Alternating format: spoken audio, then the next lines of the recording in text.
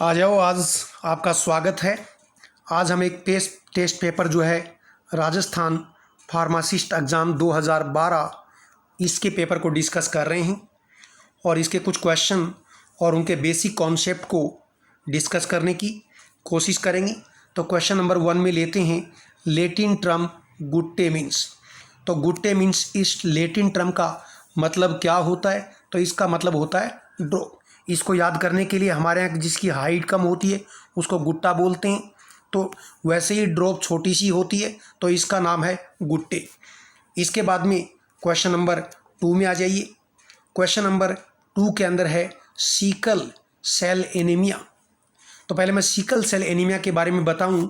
देखो, हमारी जो आरबीसी हैं उनके अंदर होता है हीमोग्लोबिन, और यदि आरबीसी की शेप जो है डिफेक्टिव हो, इस हीमोग्लोबिन में कोई प्रॉब्लम हो तो आरबीसी की शेप डिफेक्टिव हो जाती है और ये सिकल शेप्ड हो जाती हैं। और जो सिकल शेप्ड आरबीसी हैं उनको हमारी जो रेटिकुलो इंडोथीलियल सेल होती हैं, आरई सेल, ये रेटिकुलो इंडोथीलियल सेल आपके लीवर में, स्प्लीन में, बोन मेरो में मिलती हैं। और ये रेटिकुलो इंडोथीलियल सेल इन डिफेक्टिव आरबीसी को ब्रेक कर देते हैं, और जब इनको ब्रेक करेंगे तो हीमोग्लोबिन भी ब्रेक होगा और उससे एनीमिया होगा। एक बात हुई।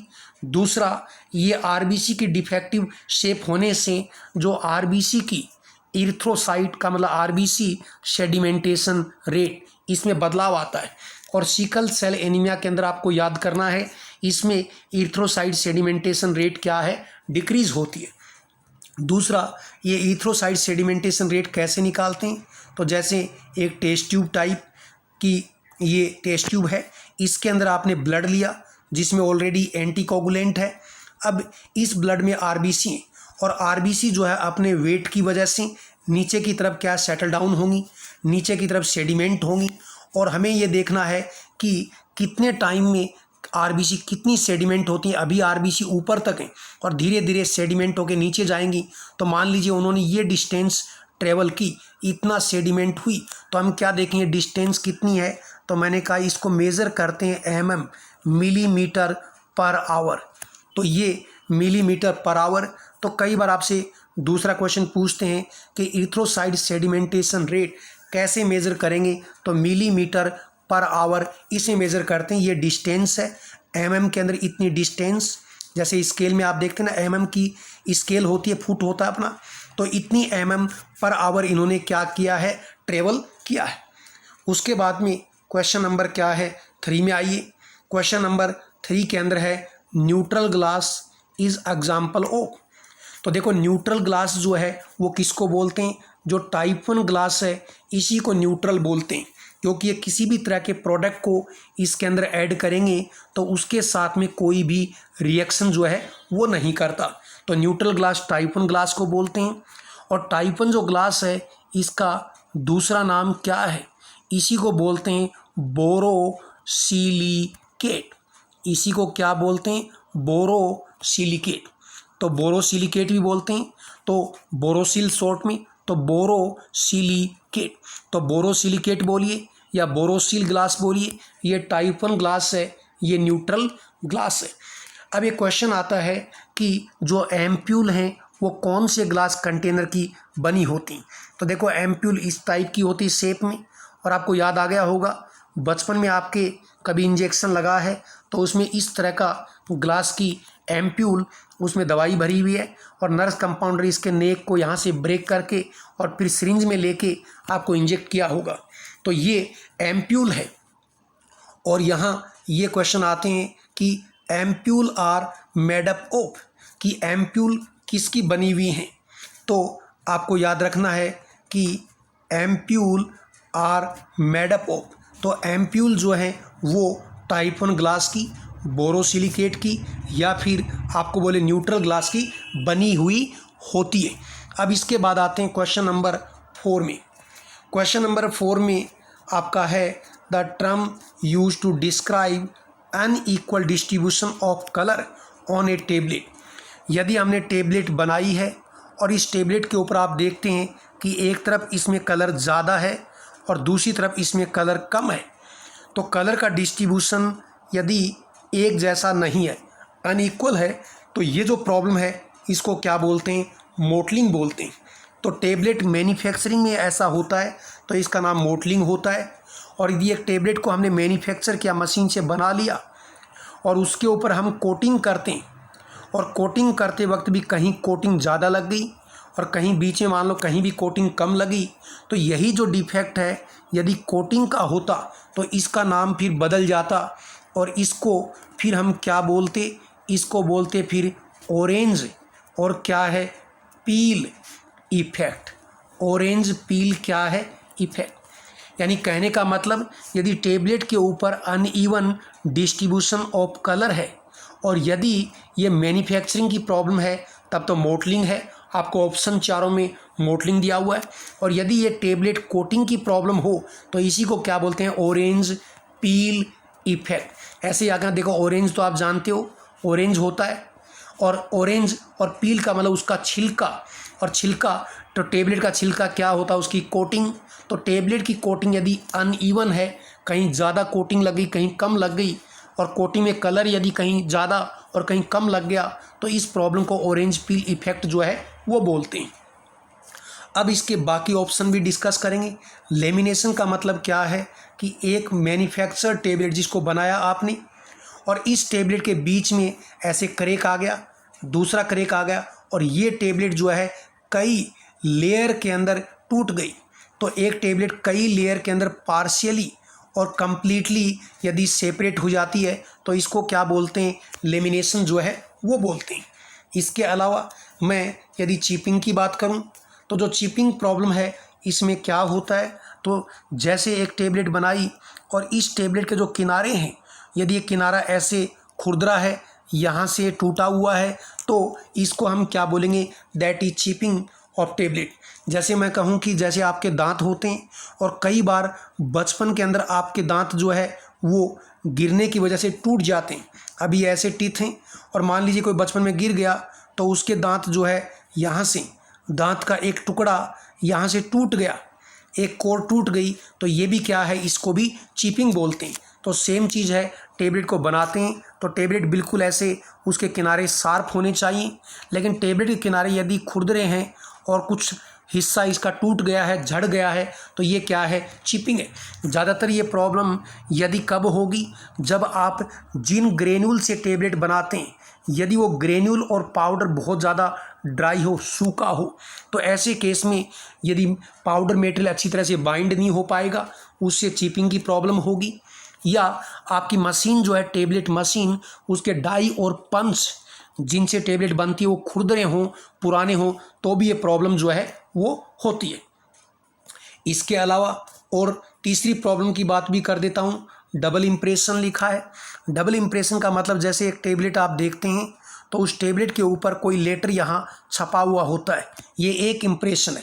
इसके बॉटम में भी कुछ छपा हो सकता है और यदि ये ए के साथ में एक हल्का सा दूसरा ए भी यहाँ प्रिंट हो गया हो तो इसका मतलब क्या बोलेंगे? That is double impression. तो यदि टेबलेटिंग प्रोसेस के दौरान, टेबलेट बनने के दौरान जो पंच और डाई वो टेबलेट के ऊपर आके इम्प्रेशन देते हैं, उसको प्रेस करते हैं, यदि वो गलती से 2 बार प्रेस कर दें तो ये डबल इम्प्रेशन जो है ये हो जाता है। तो ये एक तरह का टेबलेट मैन्युफैक्चरिंग क्या है? डिफेक्ट होता है। अब आगे चलते हैं। क्वेश्चन नंबर 4 का आंसर तो आप समझ गए, इसका आंसर बी रहेगा। अब क्वेश्चन नंबर 5 में आते हैं। क्वेश्चन नंबर 5 में पूछा है 0.9% सोडियम क्लोराइड। ये जो 0.9% NaCl है इसको हम क्या बोलते हैं? ये भी याद रखना, इसी को हम बोलते हैं नॉर्मल क्या है? सेलाइन। तो कोई पूछे नॉर्मल सेलाइन सॉल्यूशन क्या है तो कहेंगे 0.9% weight by volume. Weight by volume का मतलब ये है कि 0.9 ग्राम, क्योंकि वेट आ गया ना तो 0.9 तो मैंने यहाँ से लिया ग्राम।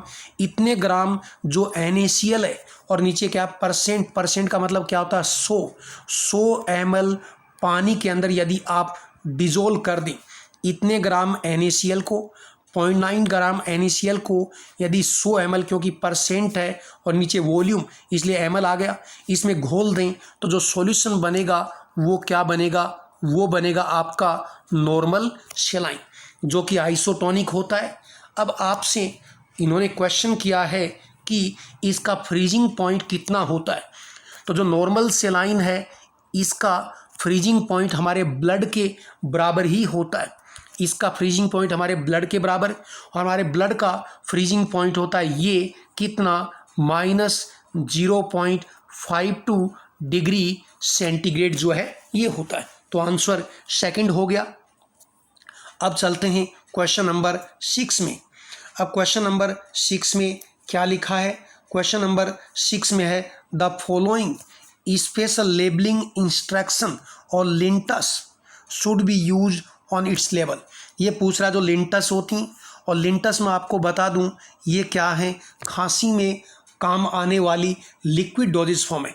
जैसे ये आपने सुना हो नाम, जैसे मैं नाम लिखता हूँ कोडीन लिंटस, मैंने क्या लिखा है, कोडीन लिंटस। तो जैसे मैंने लिखा कोडीन लिंटस है, तो ऐसे ये कफ ड्रॉप बोल सकते हैं। तो लिंटस जो है खांसी में काम आती हैं, और ये विस्कस गाढ़ी प्रिपरेशन होती हैं। और ये विस्कस और गाढ़ी क्यों होती हैं? ताकि आप इसको जब ओरल रूट से लें तो ये आपके गले में चिपक जाएं, और गले में चिपक जाएंगे तो वहीं आपके थ्रोट इन्फेक्शन उसमें काम आती हैं। कफ में थ्रोट इन्फेक्शन में स्पेशली इनको काम में लिया जाता है। तो ये कह रहा है कि जो लिंटस हैं इनके ऊपर क्या लेबल लगाएंगे, या लेबल पे क्या इंस्ट्रक्शन लिखेंगे। तो लेबल पे क्या इंस्ट्रक्शन लिखेंगे, तो इसका आंसर है सी है, सिप। सिप का मतलब थोड़ा सा लेना है, फिर क्या है स्वेलो, फिर उसको निगलना है धीरे से, slowly, without addition of water, पानी ऐड नहीं करेंगे, क्योंकि लिंटस जो है ये क्या है, ये स्पेशली आप कहेंगे गाढ़ी, थिक या विस्कस इनको बनाया जाता है।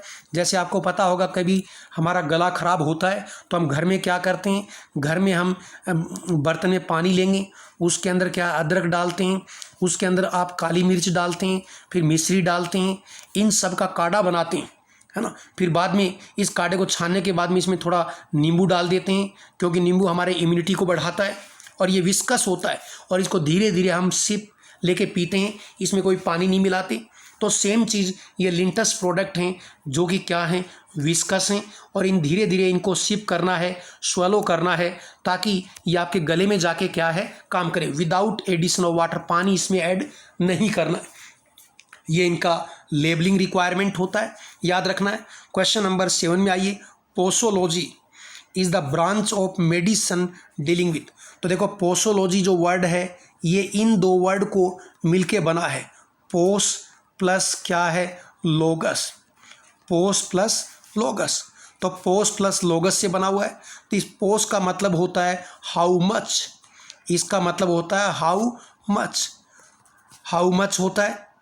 और जो लोगस है इसका मतलब लॉजी, लॉजी का मतलब क्या है स्टडी, लॉजी जैसे फार्माकोलॉजी, तो जहाँ भी लॉजी और लॉजिक आ जाएगा, लॉजी का मतलब तो स्टडी होता है, और पोस का मतलब होता है हाउ मच।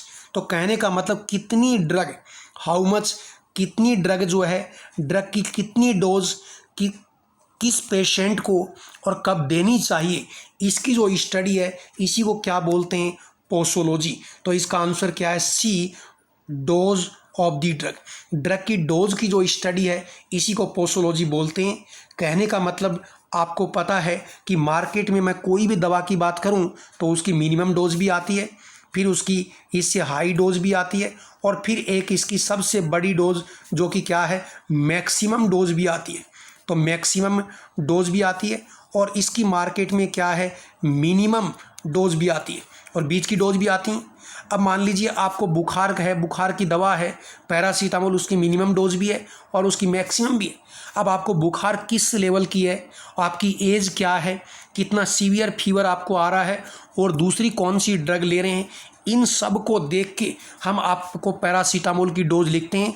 मिनिमम डोज भी दे सकते हैं, ज़्यादा प्रॉब्लम हो, फीवर बहुत ज़्यादा है, बुखार उतर नहीं रहा, तो मैक्सिमम डोज भी दे सकते हैं, बीच की डोज भी दे सकते हैं।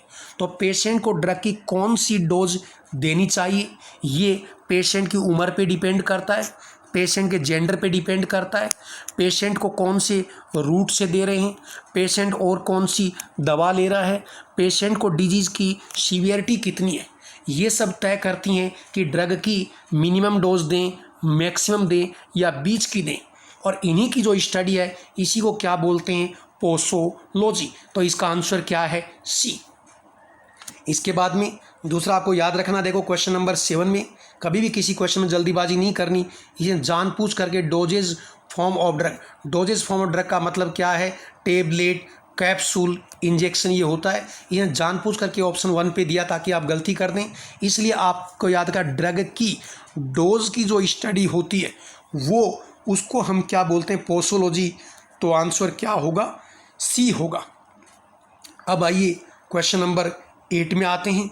क्वेश्चन नंबर 8 में है aromatic spirit of ammonia IP 1966, यानी जो इंडियन फार्माकोपिया है उसके 1966 में इसको शामिल किया। ये बोल रहे हैं कि एरोमेटिक स्पिरिट ऑफ अमोनिया ये कौन से प्रोसेस से बनाई जाती है, आपको याद करना पड़ेगा, डिस्टिलेशन प्रोसेस से। दूसरा, यदि आप सोचें कि एरोमेटिक स्पिरिट ऑफ अमोनिया का क्या काम है, वैसे तो कोई भी इंग्रेडिएंट होते हैं, कोई भी ड्रग होती है, उसके बहुत सारे यूज़ होते हैं और इसके यूज़ बेसिकली आपसे नहीं पूछेगा, तो मैं थोड़ा सा बताता हूँ। जहाँ अमोनिया है और कभी अमोनिया की आपको स्मेल लगे नाक के अंदर, तो आपने देखा लेबोरेटरी में कभी अमोनिया पे आपने काम किया हो, करते हैं तो नाक में झटका सा लगता है, इतनी तीखी स्मेल होती है। तो ये एरोमेटिक स्पिरिट ऑफ अमोनिया जो है, कोई भी पर्सन जो कि फेंट हो गया हो, अनकॉन्शियस हो गया हो, तो उसकी कॉन्शियसनेस को, उसको होश में लाने के लिए इसको काम में लेते हैं। तो ये इसका बेसिक यूज़ है, हालांकि आजकल कोई विशेष यूज़ नहीं है। इसके बाद में क्वेश्चन नंबर 9 में आइए, टाल्क इज स्टाइल 8। जो टाल्क पाउडर है, पाउडर आता है, जैसे मैं कहूँ आपका हाथ है और आपके हाथ पे कहीं स्किन के ऊपर कहीं चोट लग गई, यहाँ घाव हो रहा है, और यदि इसके ऊपर इस टाल्क पाउडर को स्प्रे करके और इसको हम ढकना चाहें और इस घाव को ड्राई रखना चाहें, तो ये यहाँ चोट लगी सुपरफिशियल, तो दवाई लगा दी, लेकिन टाल्क पाउडर यहाँ ऐड करके और इसको ड्राई हम रखना चाहें, तो ये जो टाल्क पाउडर है ये स्टराइल होना चाहिए। स्टराइल का मतलब है कि इसके अंदर कोई भी माइक्रो ऑर्गेनिज्म नहीं होना चाहिए, क्योंकि इस पाउडर में कोई माइक्रो ऑर्गेनिज्म हुआ तो वो ये आपके यहाँ स्किन डैमेज है, इससे ये आपकी बॉडी में इंटर हो जाएगा। तो ये पाउडर क्या है, स्टराइल होना चाहिए, माइक्रो ऑर्गेनिज्म फ्री होना चाहिए। तो यहाँ मैं पहले आंसर की बात करता हूँ। टाल्क पाउडर को स्टराइल करने के लिए आंसर ए है 160 फॉर 1 आवर, ये इसका आंसर है। लेकिन अब मैं एक कॉन्सेप्ट ही बताना चाहूँगा कि इंडियन फार्माकोपिया के अकॉर्डिंग, इंडियन फार्माकोपिया के अकॉर्डिंग कोई भी पाउडर होता है और यदि वो हीट स्टेबल है तो उसको किससे स्टराइल करते हैं, तो याद रखना उसको स्टराइल करते हैं हॉट एयर, क्या है, ओवन। तो आपके शूटिंग्स लैब में आपने देखा होगा डब्बा सा रखा होता है, जो जिसको खोलेंगे और लाइट से ऑन करेंगे तो उसके अंदर हीटर होते हैं, गर्म हवा बहती है, तो इसको हॉट एयर ओवन जो है ये बोलते हैं। तो ये हॉट एयर ओवन, या इसी को हॉट एयर, गर्म हवा ड्राई होती है तो ड्राई हीट स्टलाइजेशन बोल सकते हैं। तो कोई भी पाउडर यदि हीट स्टेबल है तो उसका स्टलाइजेशन हम किससे करेंगे, हॉट एयर ओवन से करेंगे। और इसके अलावा भी हॉट एयर ओवन, जो भी कोई ग्लास का आइटम, ग्लासवेयर, कोई स्टील का आइटम है, इसके अलावा कोई भी हीट स्टेबल ऑयल हो, और ऑयल का मतलब कोई भी ओलिजिनस प्रोडक्ट हो, तो जैसे मैंने कहा कि लिक्विड पैराफिन है, तो कोई भी पेट्रोलाटम बेस होते हैं, तो ऑयल और पेट्रोलाटम बेस को यदि स्टराइल करना है तो कोई भी ऑयली सब्सटेंस हो, कोई भी ग्लासवेयर हो, स्टीलवेयर हो या पाउडर हो, यदि ये हीट स्टेबल हैं तो इनका स्टलाइजेशन हम हॉट एयर ओवन से क्या है, करते हैं। और हॉट एयर ओवन से स्टलाइजेशन करने के लिए क्या ऑपरेटिंग कंडीशन होंगी वो मैं एक बार आपको लिख के बता रहा हूँ। इंडियन फार्माकोपिया के अकॉर्डिंग यदि किसी प्रोडक्ट को 160 डिग्री सेंटीग्रेड के ऊपर यदि हॉट एयर ओवन में रखेंगे तो कंडीशन है 2 घंटे, 2 आवर। अभी याद रखना, कंफ्यूज नहीं होना। और यदि मैं टेम्परेचर बढ़ा दूं 170 डिग्री सेंटीग्रेड कर दूं, तो यदि आपने हॉट एयर ओवन में इसी चीज़ को ज़्यादा 170 डिग्री पे रखा, 10 डिग्री टेम्परेचर आपने यहाँ बढ़ा दिया, तो टाइम क्या हो जाएगा, कम। तो ये काम 1 घंटे में हो जाएगा, 1 आवर। और यदि मैंने टेम्परेचर कर दिया 180 डिग्री, तो ये काम क्या है, आधा घंटे में, यानी इन 30 मिनट भी काम हो जाएगा। तो एक को याद करना, तीनों को नहीं, कि 160 के ऊपर इंडियन फार्माकोपिया के अकॉर्डिंग जो ऑपरेटिंग कंडीशन है हॉट एयर ऑन में वो 2 घंटे, टेम्परेचर बढ़ाया 170, फिर 10 डिग्री बढ़ाया 180। तो यहाँ टेम्परेचर बढ़ाते ही टाइम कम कर दिया 1 घंटा, टाइम कम कर दिया 30 मिनट। ये आईपी के अकॉर्डिंग जनरल कंडीशन है। तो यदि वैसे क्वेश्चन पूछता कि आईपी के अकॉर्डिंग हॉट एयर ऑन को 160 डिग्री सेंटीग्रेड के ऊपर यदि मेंटेन करते हैं तो कितनी देर तक करेंगे, आपको आंसर 2 घंटे करना है। लेकिन चूंकि मैं इस क्वेश्चन के अंदर आंसर आपको ए बता रहा हूँ, क्यों? क्योंकि जो टाल्क पाउडर है इसके केस में 160 के ऊपर 1 आवर के अंदर ही ये क्या है, स्टेराइल हो जाता है। ये इसके लिए ये एक्सेप्शन है कि टाल्क पाउडर जो है 160 के ऊपर 1 आवर में ही स्टेराइल हो जाता है। अदरवाइज यदि मैं आईपी की बात करूं तो 160 डिग्री सेंटीग्रेड के ऊपर ऑपरेटिंग कंडीशन कितनी होती हैं, 2 आवर जो है वो होती हैं। अब नेक्स्ट आते हैं। नेक्स्ट आपसे क्वेश्चन किया है क्या, in preparation of calamine lotion, जो केलामाइन लोशन है उसमें sodium citrate is used as. तो पहले तो मैं आंसर बताऊं तो सोडियम सिट्रेट, और देखो कुछ चीज़ें आप ऑप्शन देख के समझ सकते हैं। देखो सोडियम सिट्रेट कोई एंटीबैक्टीरियल नहीं है, क्योंकि एंटीबैक्टीरियल एजेंट आप जानते होंगे, कोई सर्फेक्टेंट या सोल्बलाइजर भी नहीं लग रहा, और सस्पेंडिंग एजेंट तो बिल्कुल नहीं, क्योंकि सस्पेंडिंग एजेंट वो होता है जैसे मान लीजिए पानी है और पानी के अंदर मैं ऊपर मिट्टी डालूं तो मिट्टी नीचे की तरफ बैठ जाएगी, और यदि इस पानी में मैं पहले से गोंद डाल दूं और कोई गोंद डाल के इस पानी को गाढ़ा कर दूं, अब मिट्टी डालूंगा तो मिट्टी नीचे से जल्दी से नहीं बैठेगी और इसकी सेडिमेंटेशन रेट क्या है, स्लो हो जाएगी, नीचे इसके सेटल डाउन होने की स्पीड क्या है, स्लो हो जाएगी। तो पानी में आपने गोंद मिलाया और पानी विस्कस हो गया, तो ये गम जो है वो आपके वो क्या है, वो सस्पेंडिंग एजेंट हो सकते हैं। लेकिन ये सोडियम सिट्रेट तो एक सिंपल है, जैसे आपका नींबू होता है ना, तो नींबू में सिट्रेट होता है, सोडियम सिट्रेट उसमें मिल जाएगा। तो ये सोडियम सिट्रेट किसका काम करेगा, तो ये काम करेगा बफरिंग एजेंट का। और यदि आपको फिर भी याद नहीं हो तो देखो आप बफर पढ़ते हो, बफर के लिए क्या ज़रूरी कंडीशन होती है।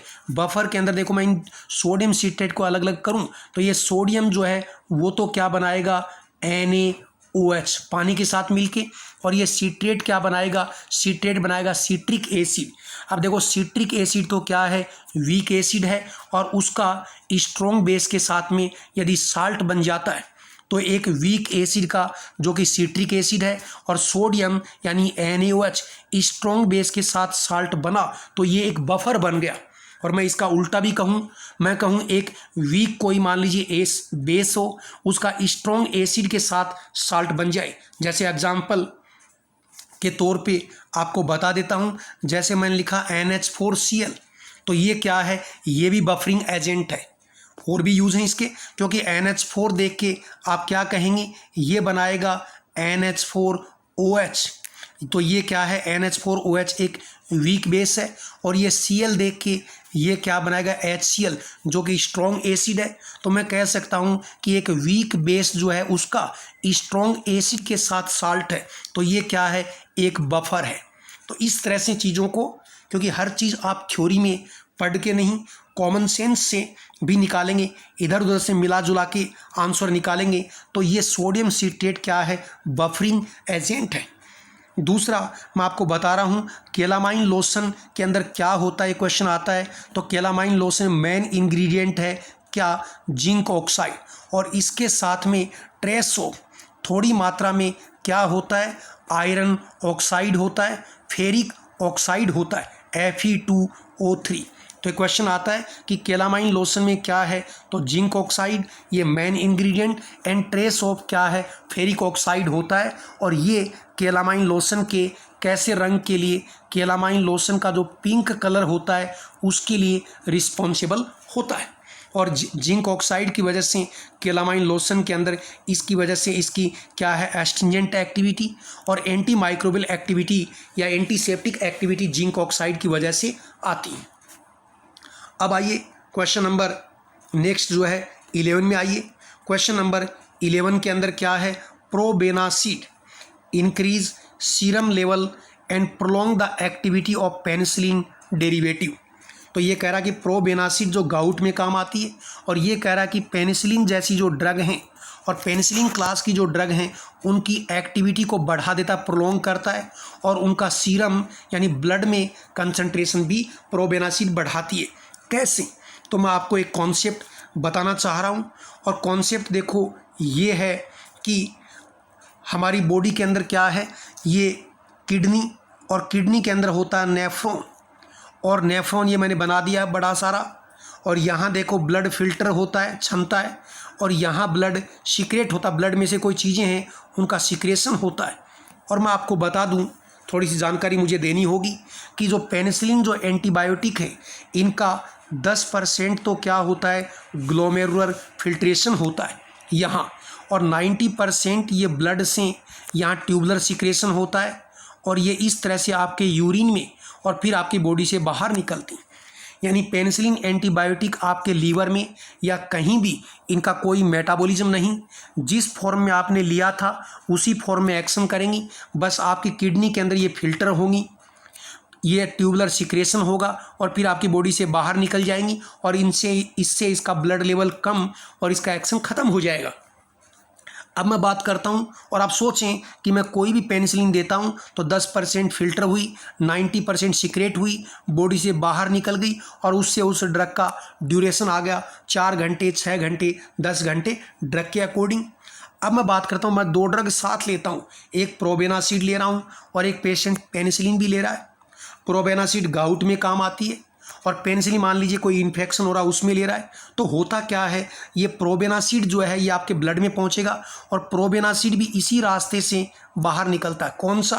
प्रोबेनासिड का भी ट्यूबुलर सीक्रेशन होता है। अब बताओ, प्रोबेनासिड का कोई एक मॉलिक्यूल तो है नहीं, प्रोबेनासिड के बहुत सारे मॉलिक्यूल ब्लड में हैं, पेनिसिलिन के भी बहुत सारे मॉलिक्यूल ब्लड में, और दोनों के बाहर निकलने का रास्ता क्या है? एक है। तो बताइए, दोनों एक ही रास्ते से बाहर जाएंगे तो क्या होगा? और एक बार में एक ही मॉलिक्यूल जा सकता है, तो प्रोबेनासिड और पेनिसिलिन के बीच में ट्यूबुलर सीक्रेशन के लिए क्या हो जाएगी? कंपटीशन हो जाएगा। और आप कह सकते हैं कि इस कंपटीशन में पेनिसिलिन का ट्यूबुलर सीक्रेशन क्या होगा? कम। और पेनिसिलिन अकेली जा रही थी, आराम से जा रही थी, लेकिन प्रोबेनासिड साथ में कंपटीशन करेगा तो पेनिसिलिन का ट्यूबुलर सीक्रेशन क्या होगा?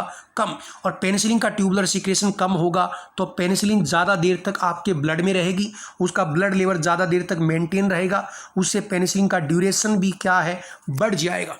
तो अब मैं आंसर, ये तो मैंने कॉन्सेप्ट बताया, अब इसका आंसर सेलेक्ट करते हैं, और इसका आंसर क्या है? By blocking their tubular secretion. तो ये प्रोबेनासिड क्या करता है? पेनिसिलिन का, जो मैंने अभी आपको डायग्राम में लिखा था कि पेनिसिलिन का ये नेफ्रॉन के अंदर जो ट्यूबुलर सीक्रेशन है इसको इनहिबिट करता है, जिससे पेनिसिलिन ब्लड में ज़्यादा देर तक, और पेनिसिलिन का ड्यूरेशन क्या है? बढ़ जाएगा। तो ये हमने, अब एक आखिरी क्वेश्चन और डिस्कस कर लेते हैं, क्वेश्चन नंबर 12, कि which of the following is enteric polymer. Enteric polymer कौन है? तो देखो, इंटरिक कोटिंग करते हैं, तो इंटरिक कोटिंग, एक टेबलेट को आपने मैन्युफैक्चर किया, यानी मशीन से आपने कॉम्प्रेस कर लिया, अब इसके ऊपर हम कोटिंग करेंगे। जैसे हम घर बनाते हैं और घर में हम फिर ईंट होती है उसके ऊपर प्लास्टर लगाते हैं, फिर प्लास्टर में पेंट भी करते हैं, कलर भी करते हैं, तो ऐसे टेबलेट बनाने के बाद उसके ऊपर कलर करेंगे, और कई टाइप की कोटिंग होती है। आप इसके ऊपर फिल्म कोटिंग कर सकते हैं, आप शुगर कोटिंग कर सकते हैं, आप इंटरिक पॉलीमर से कोटिंग कर सकते हैं। और ये इंटरिक वाला क्वेश्चन बहुत बार आता है। तो इंटरिक कोटिंग के लिए सूटेबल पॉलीमर क्या है? तो सबसे इम्पोर्टेंट नाम है इसका, और सबसे कॉमन जिसको हम काम में लेते हैं उसका नाम क्या है? Cap, CAP। तो इसका नाम है सेलुलोज एसीटेट क्या है? थैलेट। आपको इसका नाम ही याद रखना है, CAP, सेलुलोज एसीटेट क्या है? थैलेट। और जिस पॉलीमर के लास्ट में थैलेट आए वो आंसर आपको इंटरिक कोटिंग के लिए सेलेक्ट कर लेना है। अब देखिए, इस क्वेश्चन के अंदर किसके नाम के आगे थैलेट लगा हुआ है? ये तो आपको याद तो क्या करना है, क्योंकि कॉमनली ये आता है CAP, सेलुलोज एसीटेट थैलेट, और इसमें भी मैं कह रहा हूँ आप तो थैलेट वर्ड याद रखिए। तो जिन पॉलीमर के लास्ट में थैलेट लगा वो सब इंटरिक कोटिंग या इंटरिक पॉलीमर हैं। तो देखो, हाइड्रोक्सी प्रोपाइल सेलुलोज, ये हमें याद करने की ज़रूरत नहीं है, हमने थैलेट देखा और आंसर लगा दिया। इसके बाद में बाकी यदि ऑप्शन की बात करें तो देखो, ये इथाइल सेलुलोज जो है इसको काम में लेते हैं, लेकिन किसके पर्पज़ में काम में लेते हैं? इसको काम में लेते हैं फिल्म कोटिंग में। तो यदि ये पूछता कि फिल्म कोटिंग करने के लिए सूटेबल पॉलीमर कौन सा है, तो मैं इसका आंसर फिर इथाइल सेलुलोज देता। इसके अलावा जो लैक्टुलोज लिखा है, इसका यहाँ कोई यूज़ नहीं है। लैक्टुलोज की सिरप आती है जो कि आपको पता है कहाँ काम में आती है, लैक्सेटिव एक्शन के लिए काम आती है। तो लैक्टुलोज एक डाइसैकेराइड है और इसकी सिरप आती है, उसकी वजह से यदि कॉन्स्टिपेशन हो तो ये लैक्टुलोज की सिरप देते हैं, कॉन्स्टिपेशन ठीक होता है, इसका लैक्सेटिव एक्शन है। और ये आपका माइक्रोक्रिस्टलाइन जो सेलुलोज है, इसको हम क्या है डाइल्यूएंट के तौर पे ज़्यादा काम में लेते हैं। तो ये आपका क्वेश्चन नंबर 12 हुआ। और क्वेश्चन नंबर 12 का आंसर मैंने बताया जिसके लास्ट में थेलेट लगता है वो। तो हमने कोशिश की है कि आपको एक एक कॉन्सेप्ट इन क्वेश्चन के आंसर भी बताएं और साथ इससे जुड़ा हुआ जो बेसिक कॉन्सेप्ट बताएं। और यदि आपने पहले थोड़ी बहुत पढ़ाई कर रखी है, नो डाउट आपका कॉन्सेप्ट बढ़ा होगा। जो नए लोग हैं उनको भी फ़ायदा होगा। फिर भी कोई डाउट आपको रह जाता है तो आप पूर्णिया फार्मेसी कोचिंग यहाँ संपर्क कर सकते हैं अपने डाउट के लिए। और यहाँ हमारा जो व्हाट्सएप नंबर है उसके ऊपर आप क्या है मैसेज कर सकते हैं। फ़ोन नहीं उठाएं तो व्हाट्सएप करें। मैं नंबर लिख रहा हूँ 9785691975। तो ये 9785691975 इस नंबर के ऊपर आप व्हाट्सएप करके भी अपनी क्वारीज जो है वो ले सकते हैं। तो कोशिश व्हाट्सएप की करना, वॉइस मैसेज डालना, तो इसके ऊपर कोई क्वारी रहेगी तो आपको जानकारी देंगे। और इसी के साथ ही आपको बहुत बहुत धन्यवाद। जय हिंद।